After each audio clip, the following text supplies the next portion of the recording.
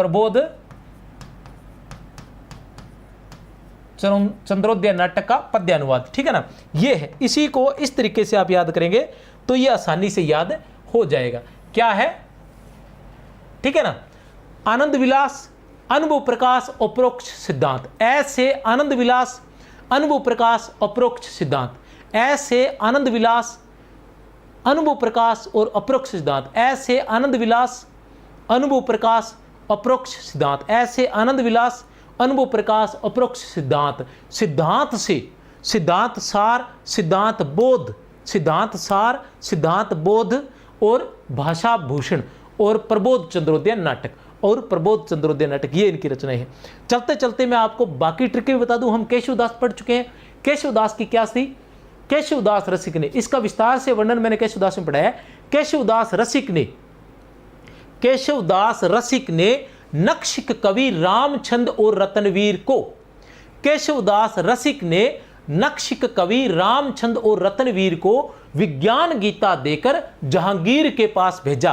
केशवदास की पहली रचना रसिक त्रिया है। केशवदास रसिक ने रसिक त्रिया 1591 ईस्वी, फिर आता है नक्शिक 1600 ईस्वी, फिर आता है नक्शिक 1600 ईस्वी, ठीक है ना। केशवदास रसिक ने नक्शिक कवि प्रिया 1601 ईस्वी, ठीक है ना। कवि प्रिया 1601 ईस्वी, रामचंद्रिका 1601 ईस्वी, छंदमाल 1602 ईस्वी, छंदमाल 1602 ईस्वी। फिर आएगा वीर सिंह देवचरित, वीर सिंह देवचरित 1607 ईस्वी, रतन बावनी 1607 ईस्वी, विज्ञान गीता 1610 ईस्वी, जहांगीर जस चंद्रिका 1612 ईस्वी।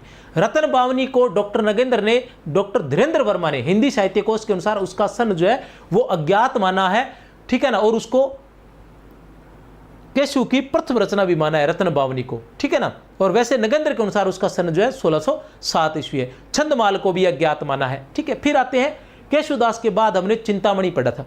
चिंतामणि की कौन कौन सी रचना थी, रसविलास, छंद विचार पिंगल और श्रृंगार मंजरी। रसविलास, छंद विचार पिंगल और श्रृंगार मंजरी। उसके बाद काव्य विवेक, काव्य प्रकाश, कविकुल कल्पतरु। काव्य विवेक, काव्य प्रकाश, कविकुल कल्पतरु।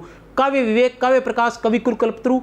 कवित्व विचार, कृष्ण चरित, रामायण और रामाश्वमेघ, ठीक है ना। कवित्व विचार, कृष्ण चरित, रामायण और रामाश्वमेघ। कवित्व विचार, कृष्ण चरित, रामायण और रामाश्वमेघ।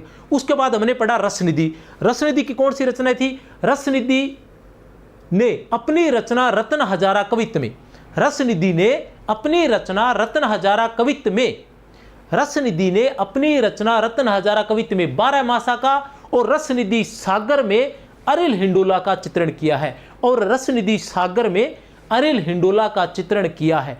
रसनिधि सागर से रसनिधि सतसई, गीति संग्रह और विष्णुपद कीर्तन, गीति संग्रह और विष्णुपद कीर्तन, ये आज तक की रचनाएं हैं। एक बार जसवंत सिंह के बारे में फिर बता दूं। जसवंत सिंह की रचनाएं आनंद विलास, अनुभव प्रकाश, अपरोक्ष सिद्धांत।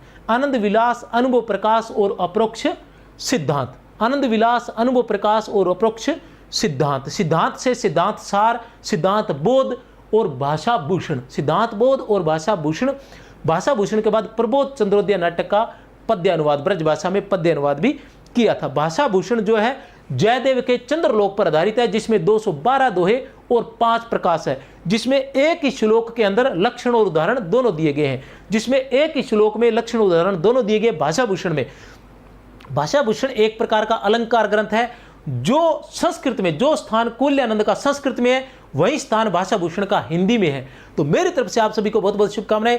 चैनल को सब्सक्राइब नहीं किया तो चैनल को सब्सक्राइब कर लें। इसी प्रकार जब अंतिम क्लास होगी तो रीतिकाल के सभी कवियों की इसी तरह से एक साथ ट्रिक करवा दी जाएगी। जय हिंद,